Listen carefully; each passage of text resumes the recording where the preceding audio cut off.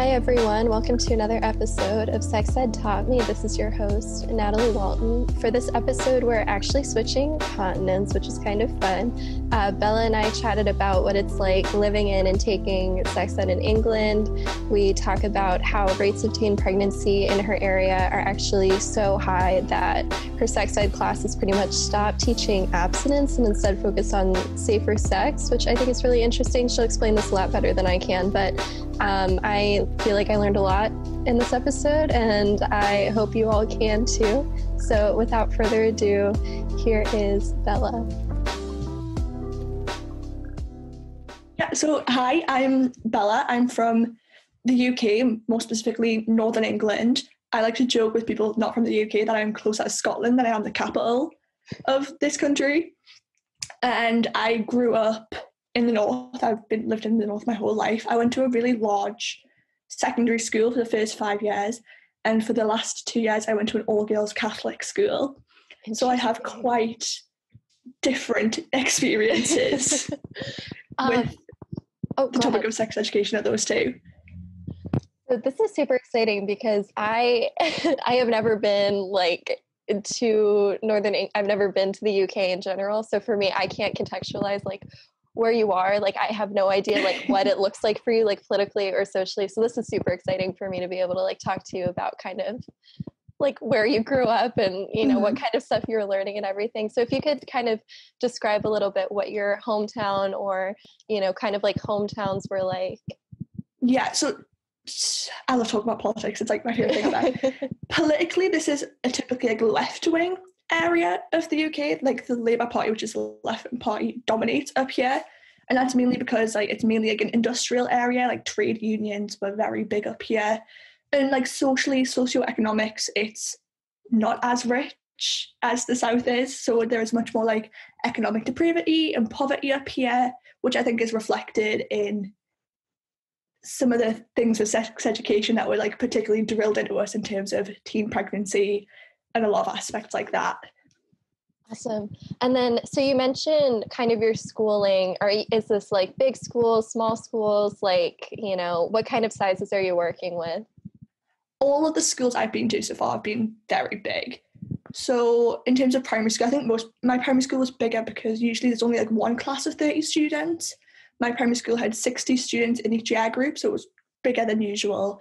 And my secondary school was, I think, the biggest in my city.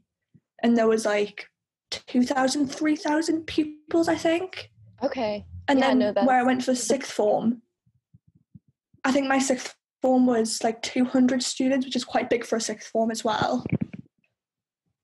Yeah, because I think my high school is maybe 1,400 people, I want to say. And I'm that already felt pretty big to me. That was so I can imagine going to a school that's closer to 2,000, 3,000 people. And then do you kind of know what sex ed program you had? So the terms that are commonly used are abstinence only, abstinence-based comprehensive. Do you know kind of where you would fall in that? Or, is it categorized differently where you're from? I don't know how it's categorized because, so I went to a comprehensive school, which basically means everything is controlled by the government. They decide everything we get taught. So essentially, I think we were taught the government standard of sex education. And the main goal was basically, don't get pregnant, don't get an STD. Essentially, that's what we were taught. And then, so do you feel it was, I don't know how to ask this, do you feel it was abstinence only? Do you think they were emphasizing the abstinence piece to the extent that it was the only thing that they featured? Or was it more oh, well, you could, and here's how to protect yourself, but we'd prefer you not? I think it got to the point where we had so many teen pregnancies, they could no longer say, just don't have sex, because they got to the point where they knew that people were, so they had to be we understand you're going to do this. Here is how we want you to stay safe doing it. Okay. No, that's actually really interesting. And then, so for you thinking about kind of your education, when was the beginning of sex ed for you? So does it start, elementary school? So that would be, ages 7 to, I want to say 12, and then 12, and then middle school is like typically I think like 12 to 14, and then high school is basically 14 to 18. So like, do you know like where within that range? I think in terms of like the puberty talk, we got that in age 11, the final year of our primary school.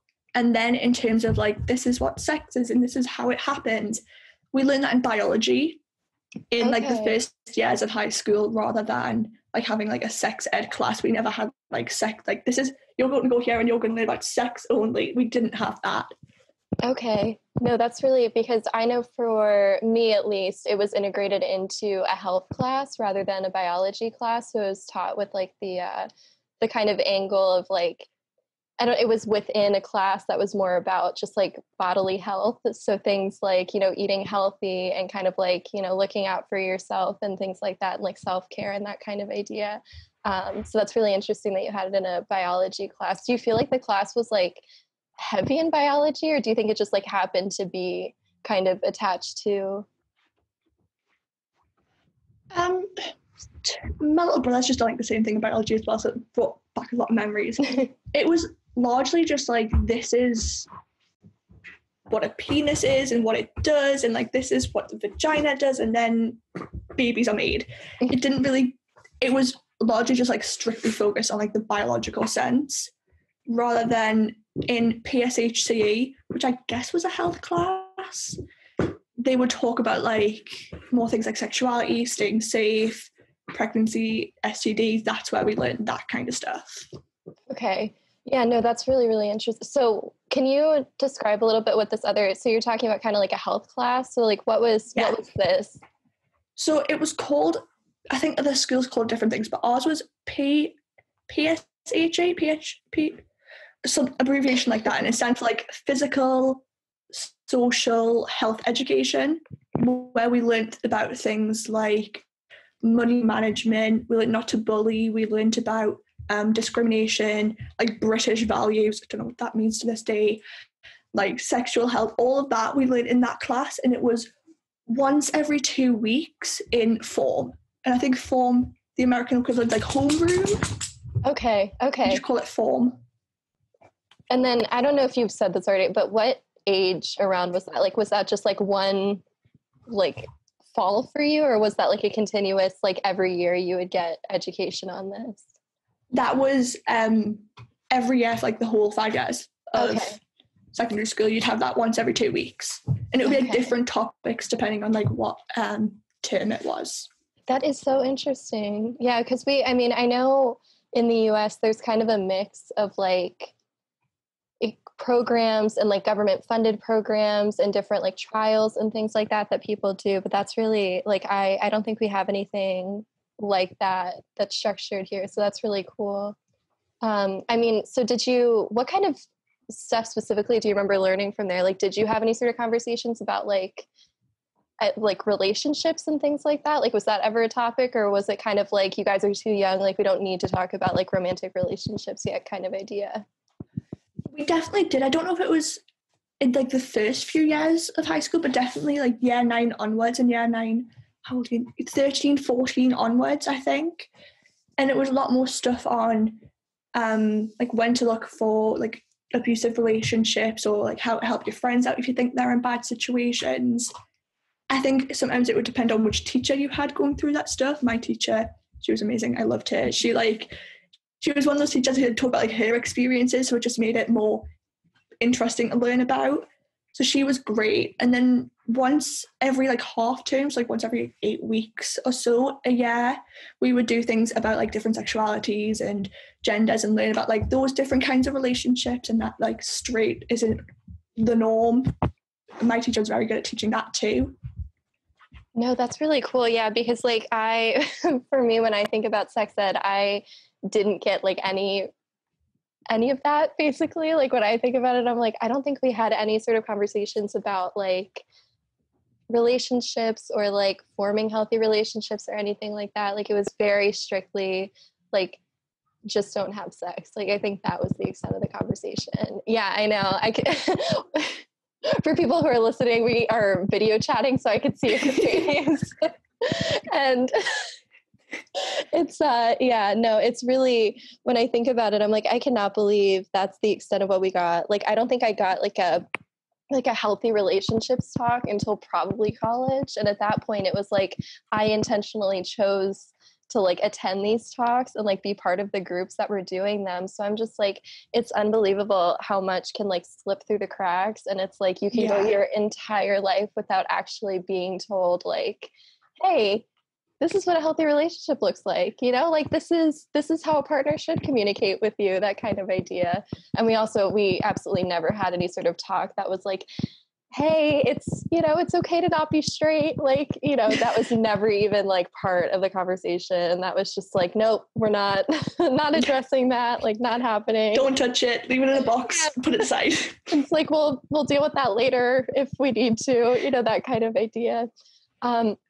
But okay, so outside of your formal classroom, how would you say you learned about sex? So like, did you have like a talk with like family, friends? Did you, you know, I hear a lot of stories about people who like read fan fiction, stuff like that. Like, how do you think your different things came into play?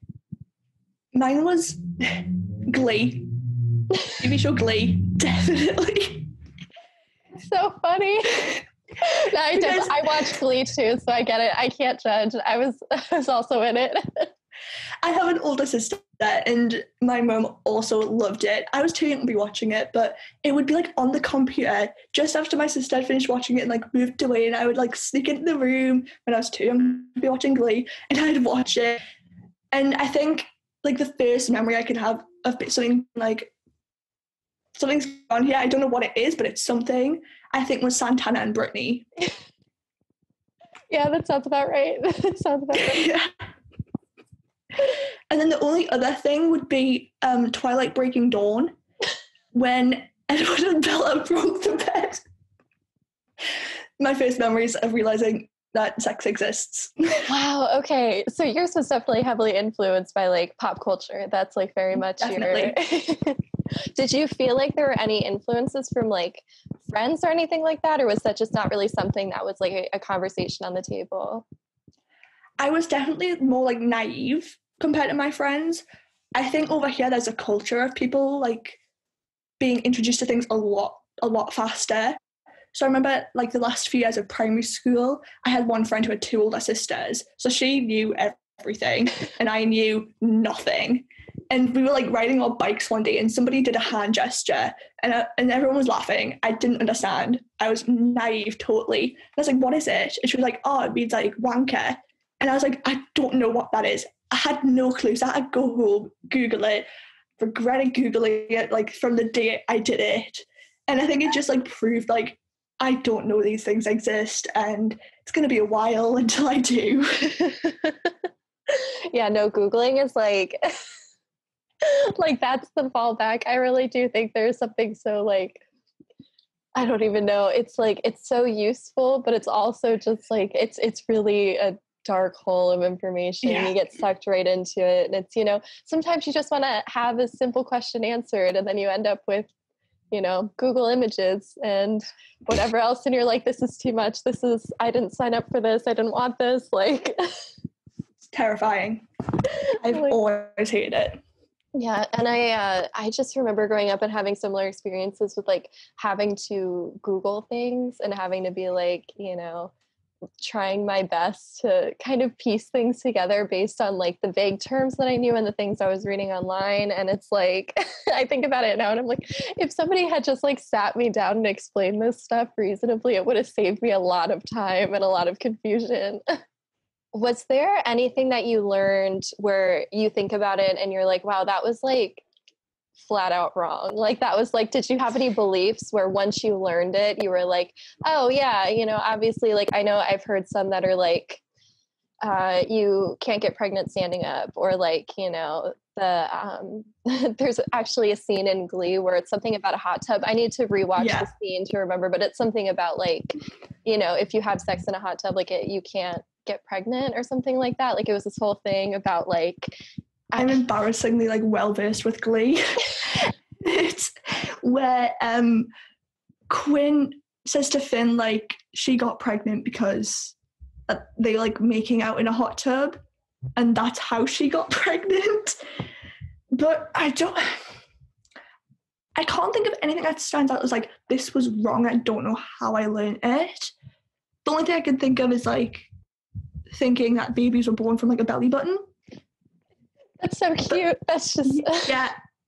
But other than that, like, I can't think of anything else where I was like, yeah, no, that is, I think the education system did like one good job, and that was being quite like straightforward with what it all was. Yeah, no, because that's actually one of those things where I love to hear it. Like, it's fun to hear stories and kind of like listen to all the different things that people like carried with them. But it's even better to have people who are like, no, actually, the information I learned was accurate. Like, I did grow up like knowing stuff and like feeling very confident in that. And I always really like hearing it, even if it is like, oh, okay, we don't get any like, because I know I laugh at here. Yeah, it's like I have a couple of like stories where it's kind of like, I think about it now and I'm like, oh, like, I don't know if that was good. Like, I was like sharing my, oh boy, I'm like trying to think. I can picture the show, but for some reason it's not coming back to me. It's Secret Life of an American Teenager, which I don't know if you ever. Yeah. But there was all sorts of stuff in there about like teenage pregnancy and like the different, and like I would only ever watch the trailers. Like, I never actually watched the show, and there was all sorts of stuff that I picked up from the trailers because they would always be like, no, we didn't actually have sex, we just made out. And I was like, okay, and she still got pregnant. So obviously like, and I'm like, if I'd watched the show, I would have known better. But because I was just guessing based on the trailer, I was like, oh, obviously, like, kissing enough. Like, that's one kiss, boom, yeah, done. No, and that's really, but I think that's like the furthest extent that I have, because I remember like telling a friend that, like passing on that information, and it's like, really, like like, oh my God, that's so embarrassing. So I'm trying to right my wrongs. I'm trying to fix it now. It's like, make it clear you cannot get pregnant from kissing, in case there is any leftover doubt. But what do you think you were told about sex? So it's a similar question, but has kind of a different connotation of like, what were you supposed to believe about sex based on what you'd seen and what you'd heard? I was terrified for the longest time because some fun statistics. My area of England has the highest teen pregnancy rates and also the highest chlamydia rates of all of England. Oh. So we would have these people come in and be like, basically, you're all going to get chlamydia. Be careful. So I was so scared for the longest time. And I don't know if that's what they were intending, but also they were probably just intending to like terrify us, to like stop us from going near it for a long enough time. I mean, it didn't work, but we had like, I was trying to work this out the other day. I think we had like 6 pregnancies by the time of year 11, which is like age 15. Wow. Oh my goodness. Yeah, because I mean, we used a similar tactic in my schools, like the kind of idea of like, don't do it because like, you know, bad things will happen. And like, for us, it was always like, you would lose your capacity to love eventually. Like, if you kept having different sexual partners, like you would just stop being able to like form a connection with somebody. So I was like, oh, okay, this is like serious. Like, this is like, you know, brain chemistry, even though they never shared any sort of like proof that anything like that would ever happen. I was just like, yeah, okay, like this is science. Like, but I don't think I don't think they ever gave us those talks because of like a social context, if that makes sense. Like, I don't think it was ever because of our specific area. It was just like a feeling of like, we need to make sure that kids are not having sex. Like, it's really interesting hearing that for you. It was like a genuine like public health, like we're currently in a moment, like we, you know, need to do what we can to kind of push in a certain direction. Like, I really do feel like most sex ed that I hear about, at least, is kind of like, I don't want to say preventative because sometimes it doesn't work, but just the kind of goal of like getting ahead of it before it becomes, you know, a consistent issue that pops up. So it's really... No, ours was already an issue. I think the youngest we had was someone was 12 and they got pregnant. Yeah. So I think it was more like preventing it from happening again, because it got to the point where it was getting like pretty serious. Yeah. Wow. I mean, do you, like, not to make you like theorize on like the flaws of sex ed and society, but like, I love it. I'm like, can you think of any factors maybe that kind of play, like, do you feel like there was something missing in your sex ed? Like, was it starting too old? Was it like, you know, you weren't clear enough from the beginning? Like, do you think there's some sort of like pattern here? I think the way, because obviously it's like, as I mentioned, I went to a comprehensive school, it's all like government controlled. I don't think it was specific enough to each area. I think teen pregnancy, where I'm from, has always been an issue because you have like the links with like teen pregnancy and like low economic background. And I just don't think it was like drilled in enough. But also I think obviously you have like the young kids who do start early, but also you have the kids who are so naive and like you can say it, but they're still not going to understand, like myself, like the first 15 years of my life. So I think honestly, I think they did a pretty good job of like, here is the accurate information, here is what could happen, but also sex isn't something to be ashamed of or scared of. Just do it with protection, be safe. And I think that was largely based on like who I had as a teacher for it. And I know that some people in my same school had like vastly different experiences. Like apparently having a male teacher was like the worst thing that could happen for sex ed. And then actually that's a really interesting, like if you can elaborate more on that. I mean, I know you didn't have a male teacher for it, but if you know any sort of stories that you feel comfortable sharing, because that's a really interesting point that you noticed.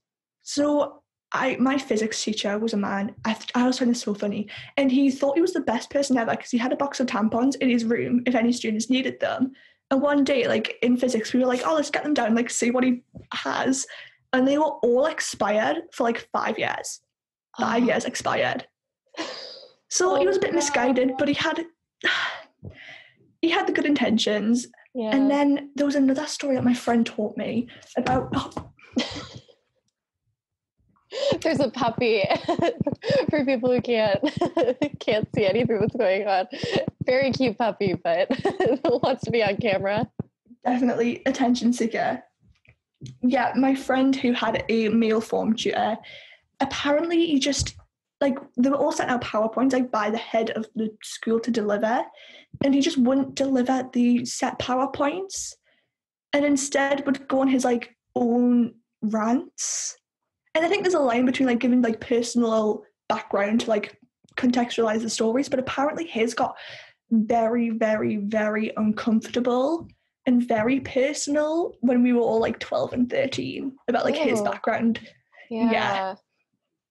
Oh, yeah, especially when there's like, wow. Yeah, because I'm thinking of like the being given resources and instead just being like, hey, let's talk about my personal experience instead. Like not tandem with, but instead it's just like focusing on, because I think there's a lot of benefits to hearing personal stories, and I would never knock that. I mean, literally the whole basis of this podcast is like learning through personal story and like, you know, things that people have done and seen. But it's like, there also needs to be, when you're in an educational setting, I feel like a balance of fact and government funded research and presentations and things like that. Yeah, no, that's really interesting. I mean, do you think there's any like particular reason? Like, was it like, you know, people didn't, because I know in the US sex ed is something that's like super contentious. Like it's one of those things where like people are like politically separated on like if we should have sex ed or not, and like what kind of sex ed we should have.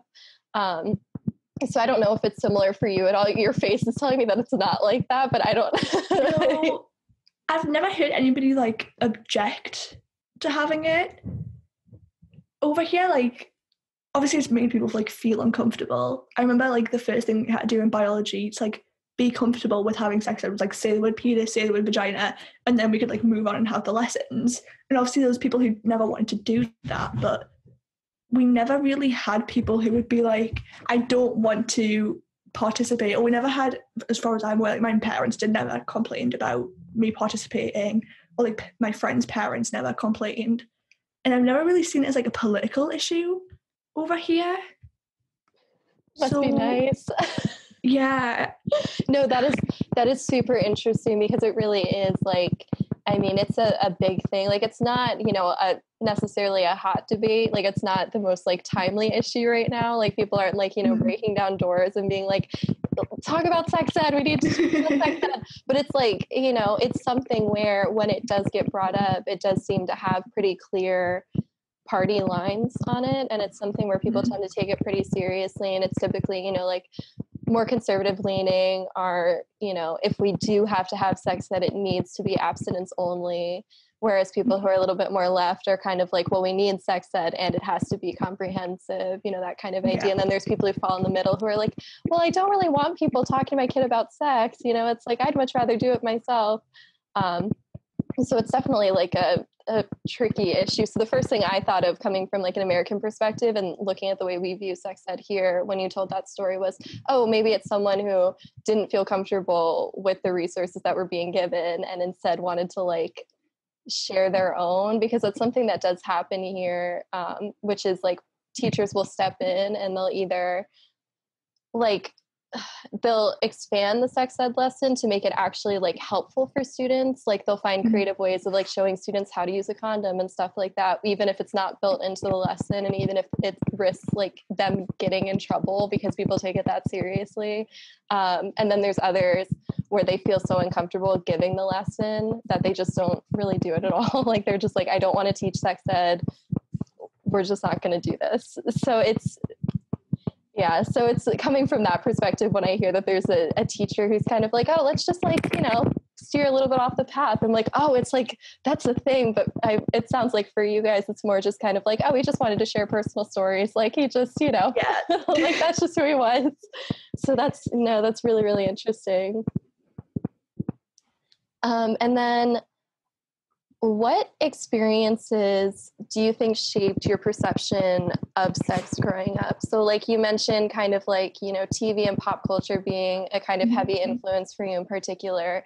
I mean, do you think that shaped your perception at all? Like, what do you think did it steer your perception? Did it change how you thought about sex? Like, kind of. I think pop culture definitely. I like to joke I like grew up on movies, but I'm just not going to joke at this point. I watched so much movies and TV growing up, and I never really had like a talk with my parents. Like their perspective has never really impacted me that much. It was largely movies, TV, and I think because like what I was watching, like Glee and like Twilight, like they're not the most like abstinence is best, just don't do it. So I did grow up with more of like a well-rounded like sex is going to happen if you want it to, that's fine. But I did read fan fiction from a young age, and I think that has a way of skewing perceptions on sex. I read After.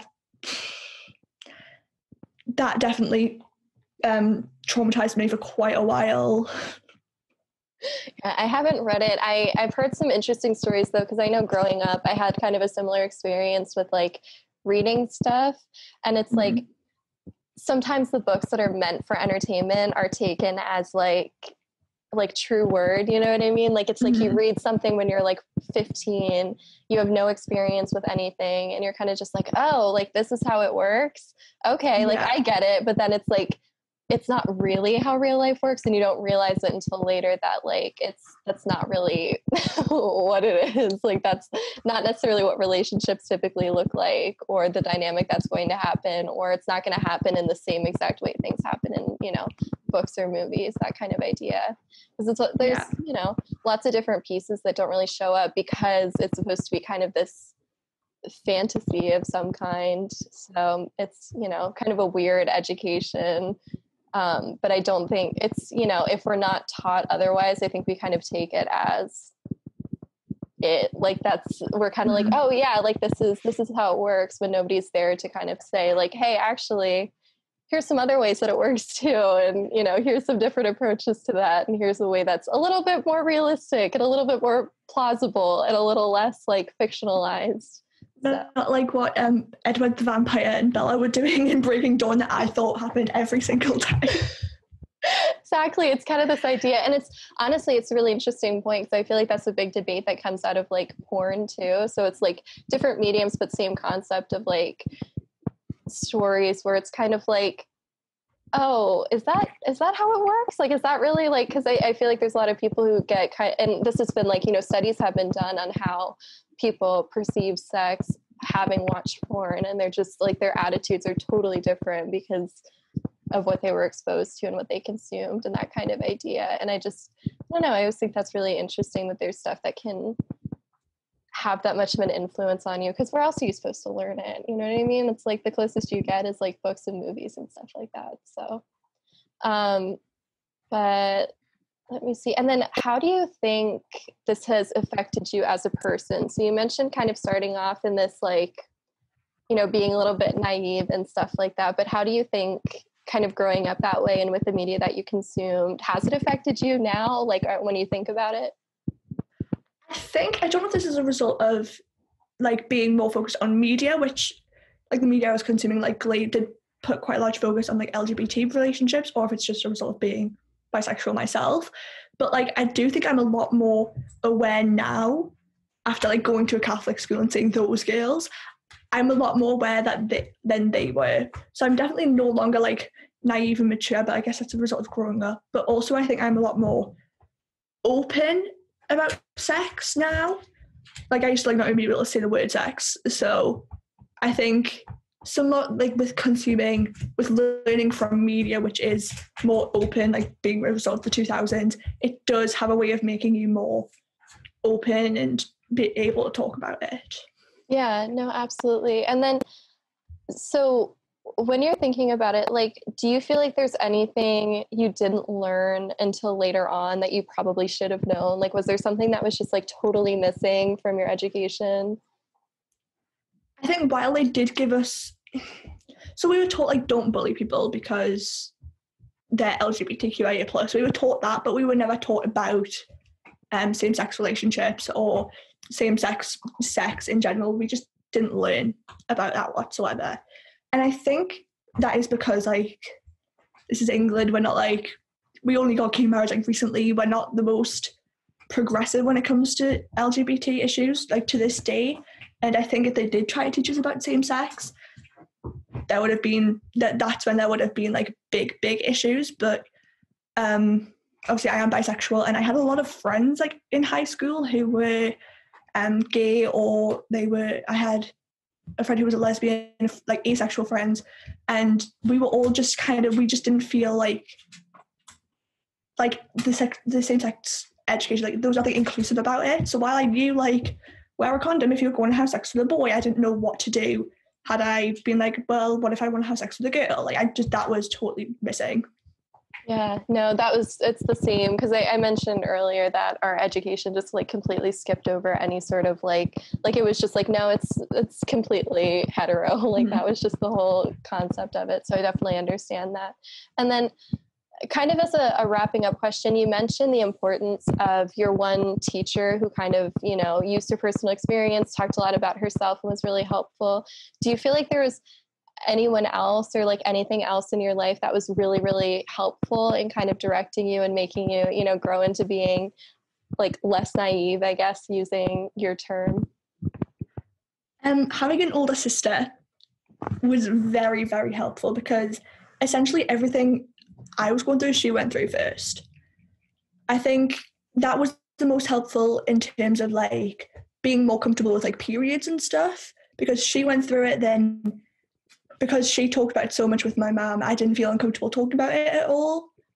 In terms of that was very helpful, because like we didn't really talk about contraception in school or anything like that. So it was helpful to having like, what's the word, like a role model, essentially having somebody older to talk to and who isn't going to like sugarcoat it like a teacher would, essentially. My arm is being ravaged by my puppy. I'm so sorry. No, that's okay. No, but I actually really love that, because I feel like siblings are a really important piece, and I feel like they kind of get lost in the conversation. Like I feel like they're not something where people frequently are like, yeah, actually my older sibling was really helpful in like, growing up and figuring things out and whatever else. But I mean, maybe I'm just biased because I am the oldest sibling, so I'm like, yeah, I want to be a good influence, like I want to be helpful. But no, I really, really love hearing that. And I love when people are able to share that they have somebody who they can talk to just like openly, because I think that's one of the key things, is having at least one person in your life who, if you have a question about something, like you can ask them and they'll tell you straight up. And even if they don't know, they'll find a way to like give you an answer. And I say that even as like, you know, going into adulthood and like being like a person who typically can make their own choices. It's, you know, one of those, it's so really nice to have somebody to go to and be like, what's going on? Like, I don't know what I'm doing. Like, like I'm not sure how to interpret this. I don't know what this relationship is. I don't know what's going on here. I don't know how to do this, that kind of idea. I think that's so key.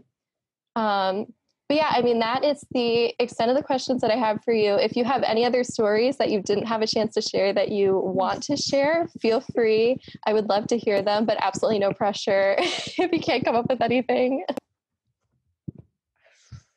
I was just thinking that, like, I was reflecting on like high school, and like, isn't it so weird how, like, I wasn't out in high school and the majority of my friends weren't out in high school, but we all just found each other. No, isn't it so...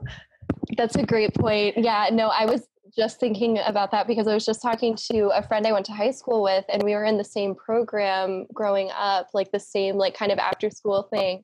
And somehow probably, I want to say like a third of that group ended up like coming out in some capacity. Like it's, you know, whether it's their gender identity or their sexuality, it was like something about them. And I don't know how we all found each other, because like there were a couple of people who were like out, but otherwise it wasn't, you know, one of those where it's like, it wasn't like a GSA or anything like that. Like it wasn't a group specifically for people to like bond over their sexuality or anything like that. So I think it's really funny how people do really find each other. Yeah, I was just thinking about that. I was like, wow. Like, is there like a magnet, or like, is this like a what? No, yeah, those are always my favorite stories to hear, because it's like people really do, like, as I've grown up, people, especially people who are out now, will talk about that and they'll be like, yeah, somehow there's only like one straight person out of our group of like 9 friends. Yeah. it's like I don't know the science behind that. I don't know how it works. It got to the point where like our one straight friend came out as straight, and it was the funniest experience of my life. It's like she literally sat us down and was like, I need to tell you guys something, like, I am straight. like just confirming, just making sure. It's so funny. But yeah, I don't know what the science is. I don't know if anybody's ever tried to explain it, but there definitely is some sort of like pull. People really do find each other even before they come out. It's like, yeah, that's exceptional personally. I think that's wonderful. Hi everyone. Before we, tune out, I just wanted to say thank you so much for listening to this episode of Sex Ed Taught Me. Thank you for supporting this podcast and supporting this kind of, ridiculous hodgepodge idea that I came up with, because I wanted to see it and try it out and see what happens. A huge thank you to Jake Miller, who is the editor and kind of just he mixes the podcast, he puts this all together for us. I honestly think he's the reason why you're even hearing it right now. So huge thank you to him, and huge thank you to our guests who are coming onto the show. If you are interested, you can find us on Twitter and Instagram at Sex Ed Taught Me. So hopefully it should be pretty easy to find. And if you want to send anything in to us, if you would like to be a guest, if you just have a funny story you'd like to share, if you have any questions or things you want to clarify, or whatever reason it might be, you can also email us at sexedtaughtme@gmail.com. But again, thank you so much for tuning in, and see you next time.